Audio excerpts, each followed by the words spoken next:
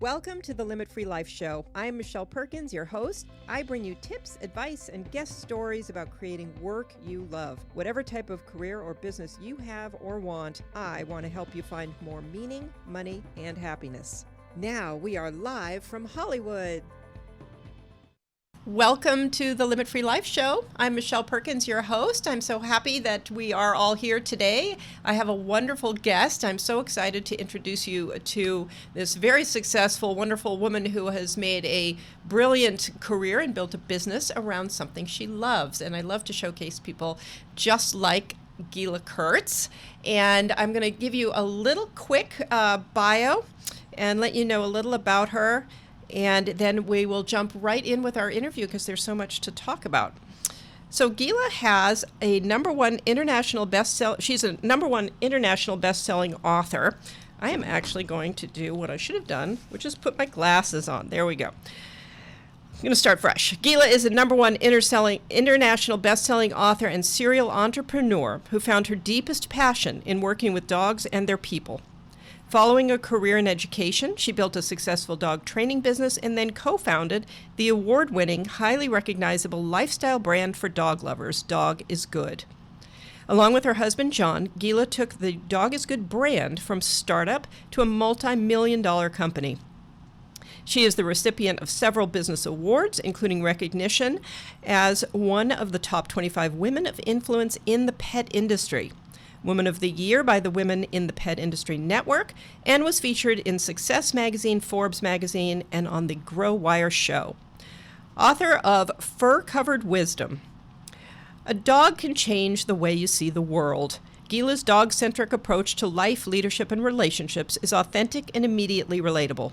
She utilizes her skills as a canine expert and compelling teacher to engage audiences in magnificent mastery and inspires individuals to fetch a life worth barking about. And that is, I just loved that. I thought that is certainly a wonderful way to describe work and your business. And so welcome, Gila. So happy to have you here today. Thank you so much, Michelle. I'm excited to talk with you. I'm excited too. You have a fantastic business, and I've known about it for a while, and I'm really excited actually to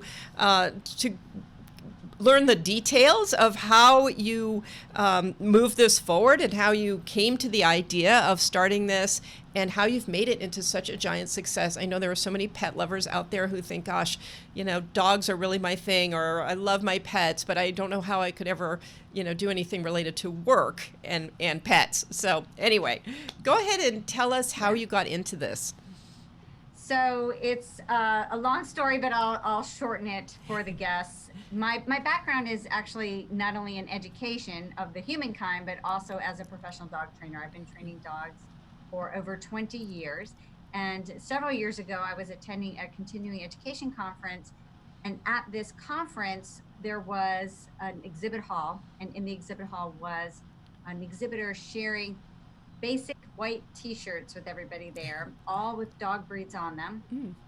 So you just picked your breed, and they all said the same thing. I love my, and then whatever your breed was. I stood there looking at it thinking, you know, I do love my dog, no doubt about it, but it's more than that. It's something, such a deep thing that was affecting not only my life, but I could see was affecting the lives of the families that I was working with. And at the same time, my husband and I noticed that there was a real trend that was beginning to surge around the humanization of pets. We like to say, taking them from the backyard and into the bedroom. And so when I returned home from this conference, I said, God, you know, I really wish there was something that exuded the unique feeling and joy that I have around this relationship with the dogs. Mm-hmm. At the same time, you know, be able to tap into the pet space. And that's when we came up with the idea. We did not actually jump on it right away. It took about a year of us moving from the state of Washington into California. Okay. Where I was actually training a client. And although we had created the business name and trademarked the name and had a few items available for purchase in the form of just embroidered hats that said Dog is Good, it wasn't until I went into her home and she looked at that hat, my client, and she said, oh my gosh, where did you get that hat? I need about a dozen of them. that moment of validation that maybe we needed. I went home and I said, John, we have to do this like right now. And without knowing what we were doing, we just dove right in and decided to launch. I love that. I was just having a conversation about how some ideas just take, so long to just build and germinate and come to fruition. And then others, it's like, boom, an idea in the shower and you run with it. So, Yes. interesting. Yeah. Okay. Well, so since you didn't know how to do this or what you really were, I mean, since it was such an instantaneous idea, what would you say to people who have those instantaneous ideas? How did you begin? Well, even though we didn't actually launch it right out of the gate, we were very, very excited about it. As we began to really pull the curtains back behind the pet industry, we saw right away there was nobody out there that was creating products for the dog lover. Mm-hmm. Yeah. The industry was booming, and to this day continues to just explode. It's now, over $80 billion industry. Wow. But at the time, there were no products specifically for the human at the other end of the leash. It was all targeted to the dog. And what we wanted to do was really celebrate that relationship and tell the story about the relationship and why it's such a powerful one for people who have dogs. I mean, it's a very unique, it's not a better relationship, it's just a different relationship. Yeah. And through the products that we would create ultimately, and through the messaging, we would be able to share that. So we were super excited, and it was always top of mind. It was always part of our conversation. But John was also in the military, and we were getting ready to move from the state of Washington to relocate for his next duty station here in California. Okay. And because of the timing of that, we weren't actually able to jump in. Once we made that decision, it's time. We've moved here, we're settled, we have our feet, our footing on the ground, our daughter's in school, the basics are kind of set. Then it became a matter of, okay, let's just sit down and start with the basics. We know we're going to need a website. We know we're going to need a logo. We know we're going to need just some basic things like what will be the first products? What are the concepts and ideas that we would utilize to touch the hearts of the dog lover? And so we began with just those basic things. And although I didn't know anything about manufacturing, living in the LA area made it very, very easy to just go visit places and just to begin to learn as we were going through the process. We started very small. We built this business on a shoestring. We scrapped the whole thing basically, and we started in our home in an 8x10 room. And we would create some products, and then we would test them by going to market at vendor events, at street fairs, wherever dog lovers gathered, and got feedback. And based on that feedback, we began to tweak and hone the line until we really began to understand what it was going to take to create a brand and not products. So that's really where we focused our attention was how can we actually turn this idea into a brand that would resonate with people, but become ultimately top of mind for all dog lovers in the world. Oh, I love that. So I love that you were focused because usually I think that's not always known to a new entrepreneur to focus on brand, and they would probably focus on product. So I think that was very insightful on your part that you had that gut instinct to go with that. And also I love the fact that you got feedback from people because that is so important. And what did you learn some things from that changed what you were doing? Yes, we could clearly see which messages were resonating. We also knew what our mission was about, and we defined it as delivering dog fignugan, which is we made up. Dog fignugan is a made up word, and we define it internally as the unique joy you feel in the presence of dog. And that's great. Becomes a litmus test by which we test everything. Is what we create, are the ideas, are the messages, are the products, something that reminds people how great it feels not only to be with their dogs, but possibly others that they might encounter along the way. And, going back to what you said as far as focusing in, what's interesting oftentimes is there's so much information floating about, and there are so many resources by which entrepreneurs can gain access to determine what the best steps are to take in building a business, but particularly from the ground up. time when we were launching, we didn't, it's like, I refer to it as being the unconscious incompetent. I didn't know what I didn't know. Right. No, he didn't know.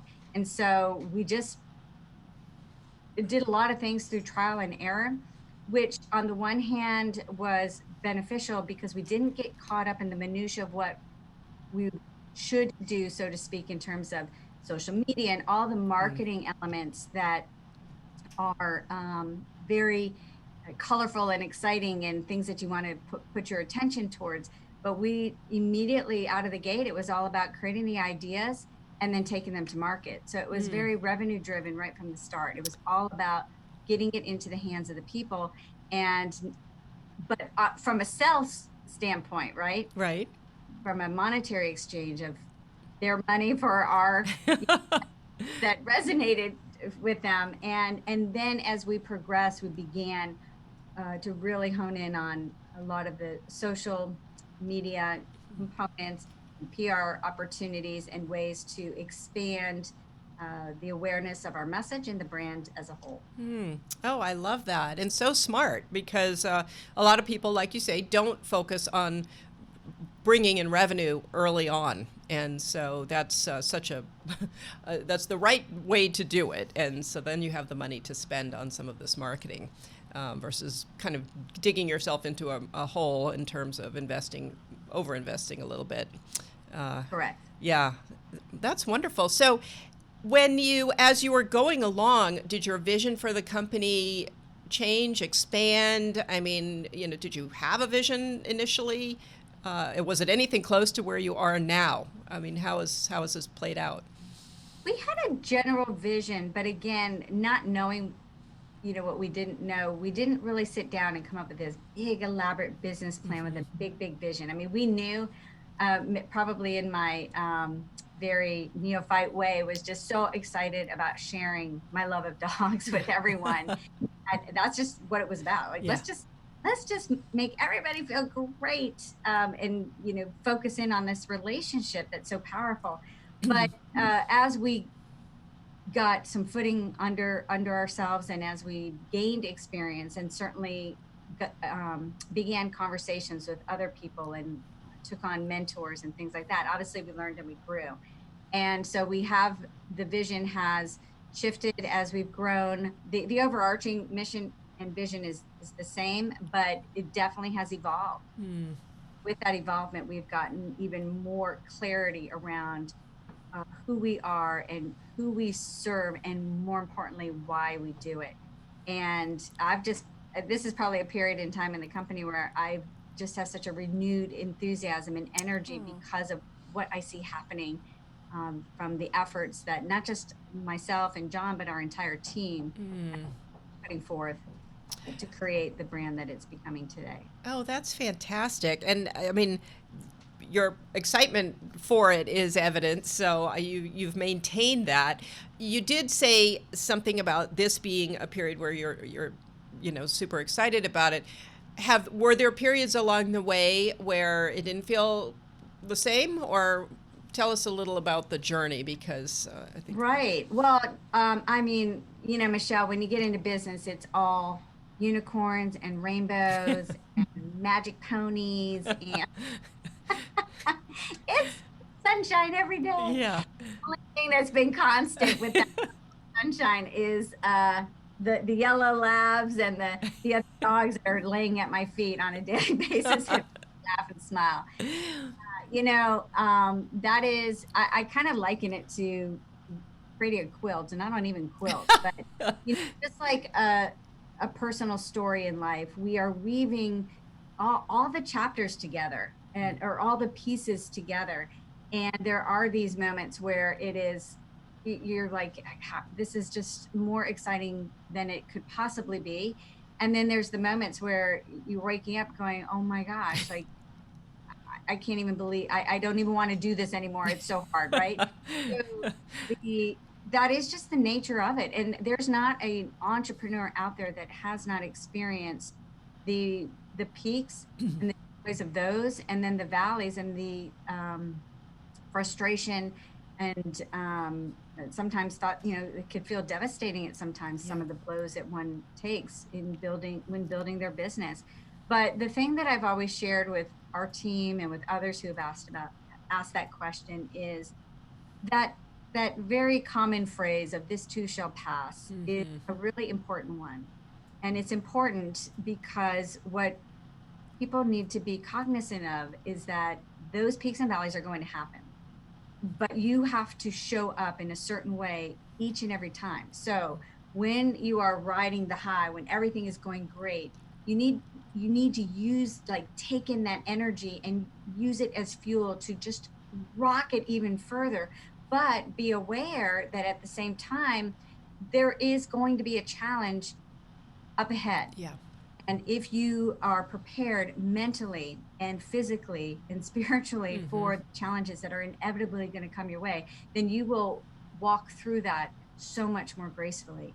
And the more I've been in this business and in our industry and working, with my spouse and with the great team that we have, the more convicted I am around the power of the energy that one has, and that the most important muscle that I have ever had to work on is my mindset. This really does determine what I bring to the table in the good and the bad times. Oh, that's beautiful and really interesting. What do you do specifically? Are there some things that you try to do in terms of your Yes. own Well, development? early on in our company, I'm a very type A person. Especially when I get excited about something, I'll go. I mean, I will go and go and go and go. And that is really what happened in the first several years of the business. The first 3 to 5 years, I became literally obsessed, beyond obsessed, to the detriment of relationships, my friendships. While I always was present for my daughter, I mean, just it was all consuming. Yeah. Yeah. And to say I was a workaholic is a complete understatement. And I really, quite honestly, hit such a wall that put me into a very severe clinical depression. Read about that in Fur Covered Wisdom, A Dog Can Change the Way You See the World. And, in all honesty, and I have to be honest about it because it's part of my story, is that that clinical depression was life threatening. And it was this very critical moment where I had to make a decision as to what I was going to need to do in order to literally not just survive, but thrive. And all the success that the company was having didn't matter anymore. Yeah. I was so deeply entrenched in misery, quite honestly. And I always ask people to be very clear on what success looks like to them. If I had been more thoughtful about that from the get-go, I probably would have operated differently in the business from the get-go. To that, in that turning point for me, but like health and wellness is a very big part of my life, my core values, but I had not spent a lot of time really working on that mindset muscle.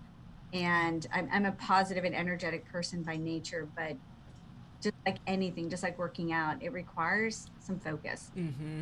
Each and every day I have a routine. It's completely non-negotiable. It has not changed it's now over 6 years, but I get up very early. I love to immediately I read. That puts my mind in the right place. I'm reading important books, whether they're business or spiritual or mindset work books. I journal every morning. I then meditate every morning. And then after that is when I throw on the gym clothes and head to the gym, that workout. Nice. And then it's time to walk the dogs. I never pick up my phone to check email. Wow. In fact, until I get into the office. And I stopped checking email late at night too. That used to be something that was a challenge for me. So I also, before going to bed, have a process of reflection, and I journal again. And that primarily is just to make me more self-aware of how I was during the day. Where did I shine? Where did I do great? Because I got to celebrate the efforts that I put into certain things. Right. And I know I show up and do good things during the day. Right. Beat myself up. But there are also those moments or conversations where I could have been better.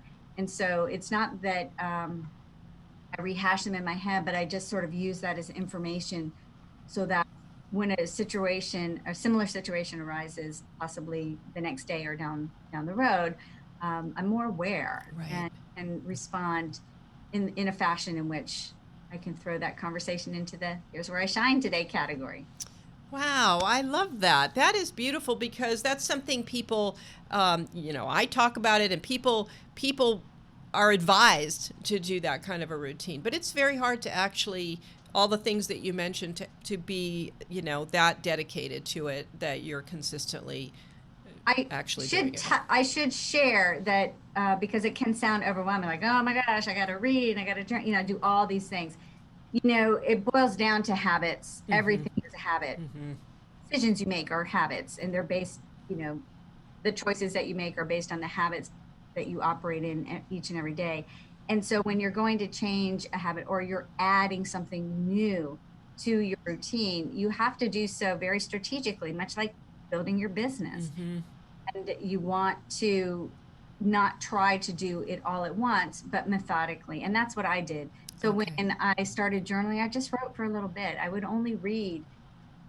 Well, I love reading, so that if I would read, I wouldn't set a time. It was just I would read, a chapter or Mm-hmm. a few pages. It just depended.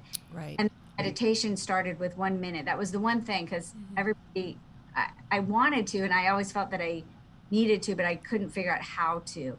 And finally, I just realized, I can do this for 60 seconds. For sure, I can do some deep breathing exercises for Right. 60 seconds. And literally, I just did it that way until I built up. But then each piece became part of the routine. And when something's a habit when it's on automatic or you don't even Yeah. think about it. And that takes time and dedication. But I heard something recently that was a very powerful concept. And that is, many people in the entrepreneurial world, business owners, most of them are striving to become the best version of themselves, at least Mm-hmm. they do the work. Yeah. And we have this idea of what our future self is supposed to experience or how you want to feel or be, if you will, Right. and what those experiences that you're going to enjoy, what those are. So it's looking ahead and beginning to future cast what the life becomes.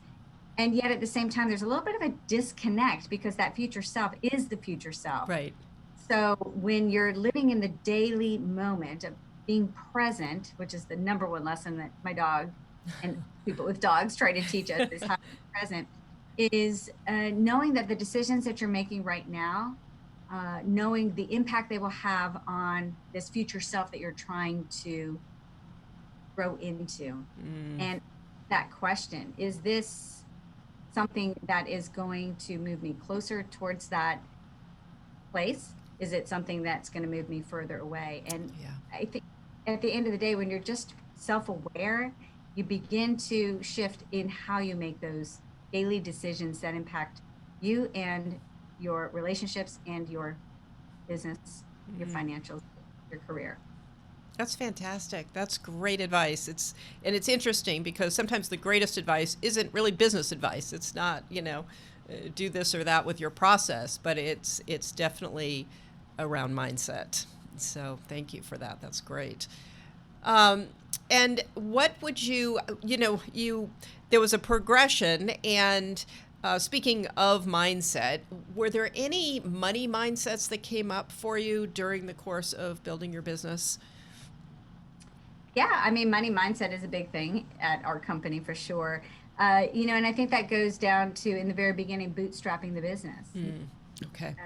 Part of it is, or was, I should say, because both John and I make these decisions, but part of it was, well, why take on debt when we can just, bootstrap and go that way? And maybe Right. there was a deep-seated fear of loss of what one has, or putting one at risk. I don't know where some of that decisions came from, where Right. some of those came from many, many years ago, but that's something that you definitely have to work on. And I think when my solution for me, what works for me personally is holding true to heart the big picture vision. Mm-hmm. You and I both have the same mentor. She's Right. brilliant. But a few years ago, when she started talking about really being proactive in not just thinking about your big picture vision or talking about it, but writing it out. And Right. so took the time to do that. And we have that present in every single office.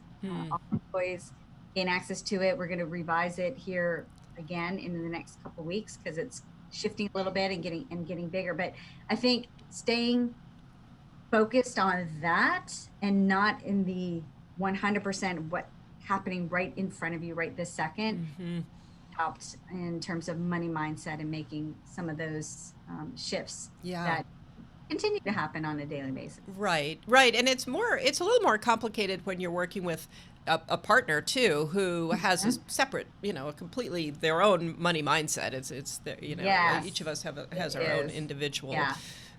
set of beliefs around that. So that takes some interesting skills as well. Yeah, I mean, and that is a challenge. I'll be honest. It's not just having a business partner, but especially when the partner is your wife, Right. excuse me, your husband. Yeah.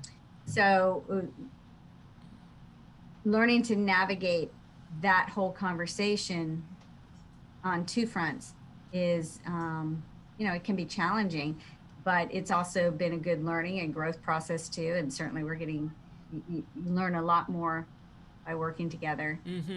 Yeah, wonderful. So, what you've already given some great advice, but as far as building a business, are there some specific tips that you would give to entrepreneurs who might be listening, who, because you really have taken this beyond a small startup. Yes. So, we have many verticals that comprise Dog is Good. We have the wholesale side of our business, which is a majority of the business. We sell into retailers across the country.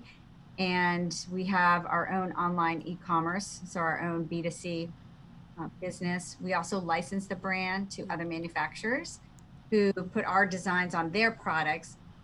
And we are rolling out some services as well. So there's a lot of moving parts. In the wholesale sector of our business, that alone holds at least half a dozen or more different verticals where our products are sold. So Okay. one of the things that I try to remember is that, and then we have the pop-up shops.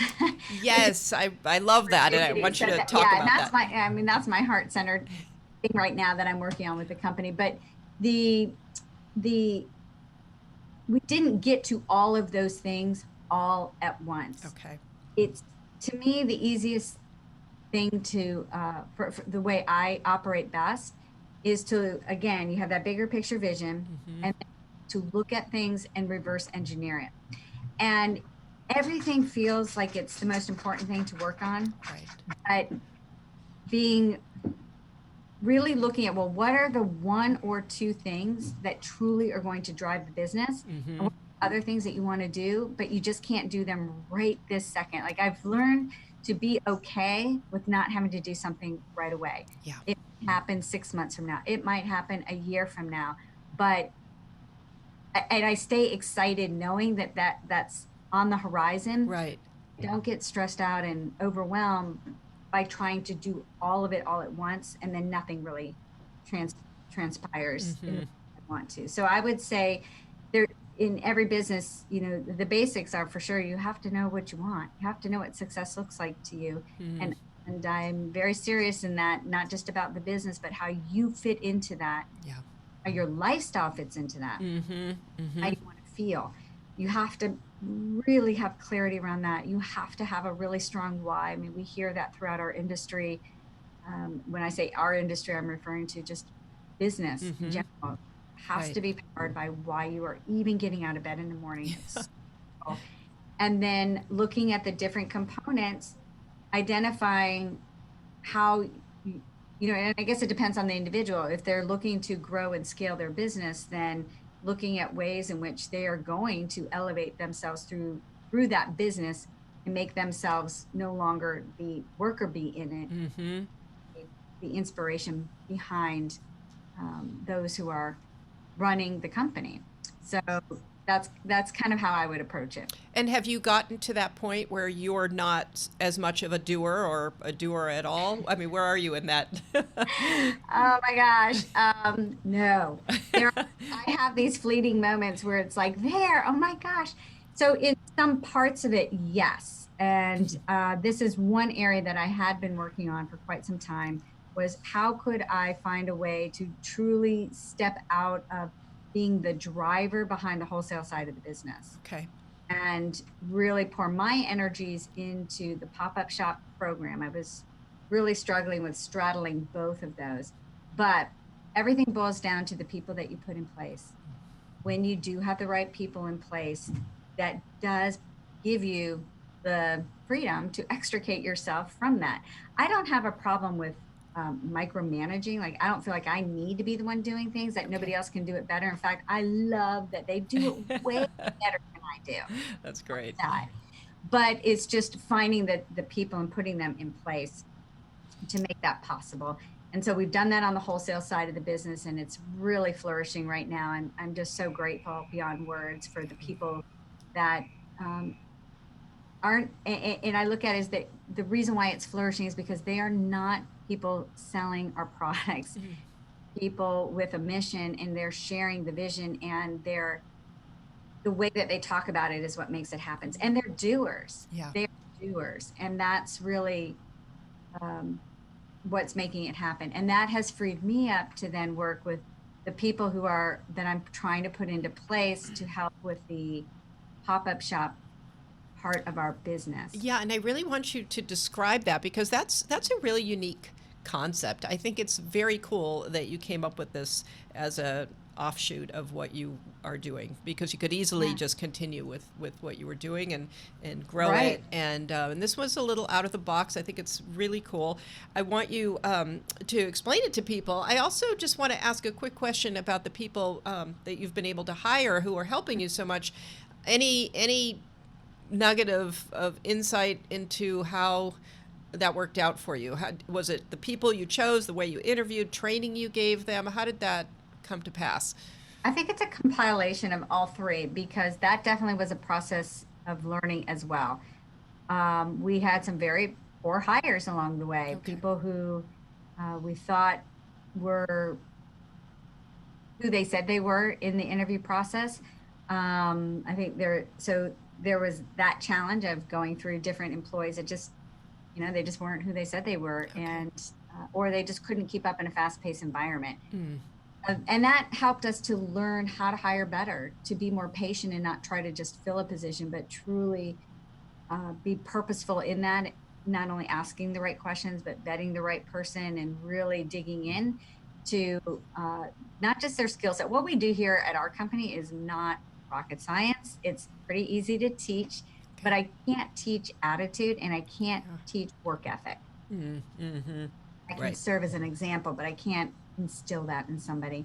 And so we got pretty clear that people coming into our company, they have 90 days to really assimilate to our culture and our rise to our expectation based on the conversations we've had during the interview.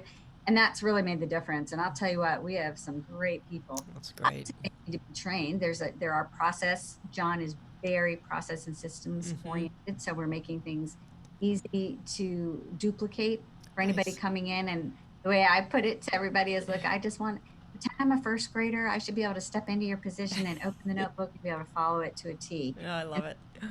That's helped as well. There's dogs. Dogs are good. No, dogs are good. The dogs are good, yeah. And so to segue into the pop-up shop, as every business grows and evolves, there are moments where if you take a step back and look at what's driving the revenue, sometimes you'll uncover a spot that you just really weren't paying much attention to. And that's what happened with the pop-up shop. We had some people who were doing this organically. It wasn't a program that we had created. But when we looked at the numbers, the kind of business that these individuals were doing over the course of a year, it really occurred to us that, wait a minute here, we could be onto something. And at the same time that we were beginning to hypothesize that this could be its own revenue stream, a different component in the wholesale, we also were receiving phone calls from people out around the country asking how they could do this because they saw people doing this. Now, I'll define for you what we call our pop-up shops. These are people who share the Dog is Good brand. So it looks like a branded store, but it's not a brick and mortar. They set up at events, just like any other vendor you might see at a music festival, rock festival, pet expo, dog walk, those kinds of events. But they also pop up in hospitals, they'll pop up in office parks. They just pop up and do business directly to the consumer in a number of different ways. And we've expanded the training program for these individuals as to how they can do that. And what I love about them is it's a community. It's a community of like-minded dog lovers who are aspiring just to do something different and do something fun and do something around the passion that they have for dogs, their dogs, and for others. It also gives them a chance to do philanthropic work, revenue that they get to generate through their business. And it is their own business. They are building a business for themselves using the Dog is Good brand. And in doing so, they're not in business by themselves because they have the backing of our company. But more importantly, they have the solidarity of a group of individuals that is formed really, it's a tribe. It's a tribe of like-minded people who are having fun and are connected and are learning and growing and making money and having fun and giving back. I love it. And so you have business opportunities that people can take advantage of so they can also participate in selling the Dog is Good brand and being part of it. It's a total business opportunity for them, for that's sure. wonderful. I think it's a brilliant idea because how fun does that sound? So how much leeway do they have in terms of what they can do with this? Yeah, they have a lot of leeway because it's not a franchise. I have to be clear on that. They're not franchising Dog is Good. So they do have a tremendous amount of leeway. We provide all sorts of training, though, and coaching and guidance as to help them, so that we can help them reach whatever goal they have. I mean, there are people who want to have this pop-up shop on a very part-time basis where they're seeking to earn maybe a car payment or a house payment, or just have extra cash to go shopping or go on vacation. And then there's others who are looking at this as a way to extricate themselves from their current career or job and move into, create a full-time income for themselves. And there's others who retire out of this has happened in the past couple of years, so I'm kind of speaking to the reality of it. There's people who are retiring from their existing careers. They're just going into this full-time because it's fun, and people can do it as often as they want, as few as they want. Some people work throughout the week and on the weekends. Others do only the weekends. It really is, and that's the beauty of it. It truly is whatever you choose to make of it. We don't have any expectations or restrictions in forms of what people can do and how often they can do it. Right. But we set, once they get started, we have strategy sessions with them too on let's look at the success look like to you, and here's how you're going to get there. So we put a whole plan in place for them to follow. I love that. I just think that, and so that part of your business is that growing? How are? Yes, that's growing really fast, and it's that part of the business that probably feels the best to me. There's two parts of our business that feels like just super connected. When we work with our retailers around the country, we also are very unique in how we partner with them. Okay. We've been very intentional about not just selling product, but helping them to share a story. And so when they're bringing products in, we provide them with marketing and sales materials to engage their customers via social media, programs that they could implement to engage the customers once they're in store so that they have an experience. So we want to be that partner that helps to elevate their business as a retailer. Right. But the relationship with the retailer is very different than the relationship we have with our pop-up shops. It's family. It's like not that our retailers aren't, they are, it's different. Right. It's right. Energy, and we feel we're helping change lives one dog at a time, basically. That's beautiful. So if somebody were interested in this pop-up shop opportunity, what would they do?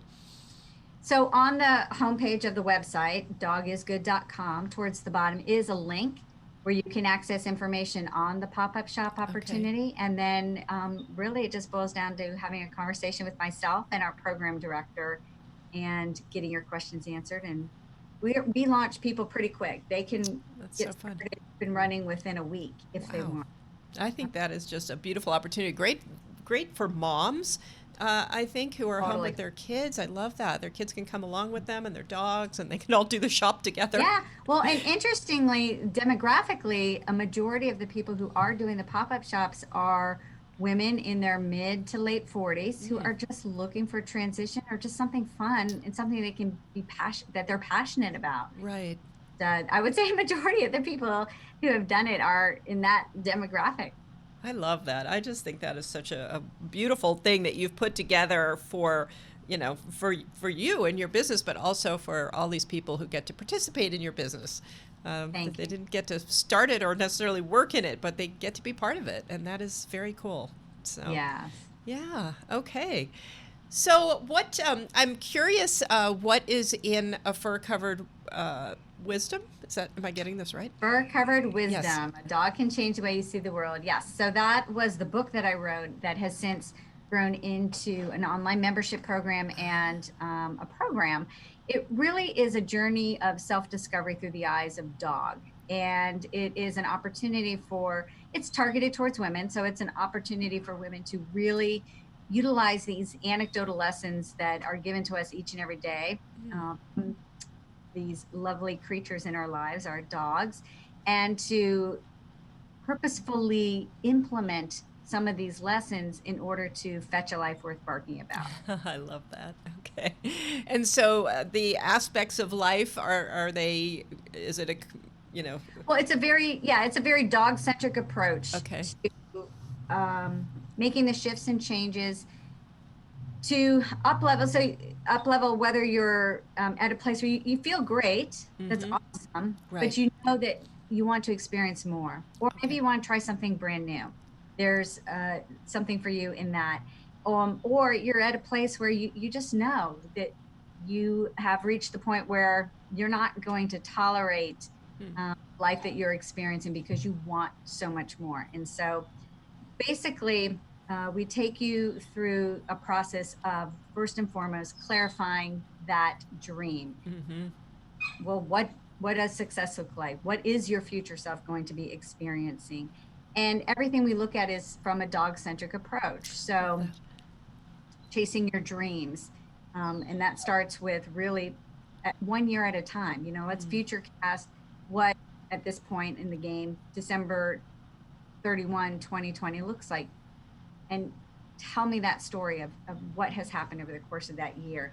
What are the habits that need to shift or change, or what new things need to be adjusted? And whenever we're teaching fur-covered wisdom concepts, we're always looking at the element that they understand the most, and that is from their dog's point of view. Dog learns, how their dog acquires behaviors is the same conversation that we have, and how we're going to make shifts and changes in our own. The idea of never walking alone, it's not where you walk, it's who walks with you, which happens to be one of our top messages in Dog is Good, is extremely relevant. Who do you surround yourself with? Who is part of your tribe? Where are they lifting you up, and where are they holding you back? And what actions do you need to take in the relationships that you encounter on a daily basis, whether they're family, romantic, employer relations, fellow coworker relations, friends, those things, mother, daughter, child, father, son, any of those, where really taking a look at those relationships and determining how they will impact you and your life moving forward. There's also, so anyway, we look at all those things, making time for play. How do you incorporate play and adventure and joy and having fun and spontaneity in your life? There's a number of them. I love that. So there is an online course that people can actually do in conjunction with the book. Currently, it's a membership with an online course. Okay. So content that so last year we did a whole beta on this, which was interesting because it was done very organically. This was something that our audience requested, Oh. and so which touched my heart. And so I was so excited to be able to put this together. And it's a community of women, and we meet by Zoom every week on a Monday, which I thought was going to be way too much, but I'm just humbled and honored that these ladies show up pretty much every Monday, and we do have a conversation based on a theme. But as it's evolved, and as we'll be opening it up to the public at large, it is going to be a course, a 10-day course to fetch a life worth barking about, that ties then into this community and a monthly conversation around these important areas that comprise what it is to be the human at the other end of the leash. Wow, you've got so much imagination in terms of how you're, the things that you come up with related to Dog is Good. So I think that is really exciting. And I think it's also a wonderful opportunity for people to shift their perspective. If you're going to think about life as a dog would, that's definitely a perspective shift, and that can really, really help.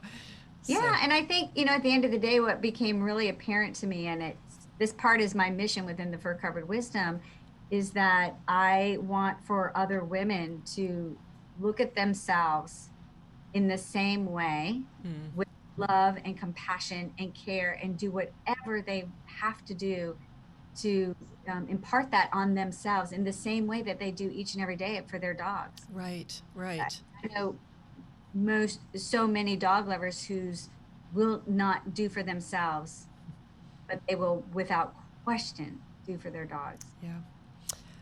Thank you so much. This was such an interesting and educational conversation. So I think for whether you're an entrepreneur or just a human living on Earth, I think this was so helpful.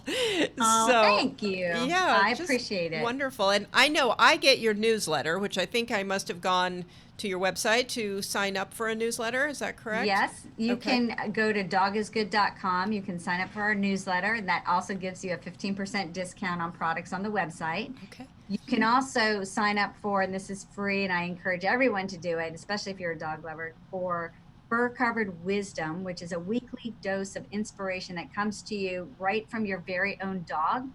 It drops in your inbox on Mondays, and it is signed by your dog, so that you can read it.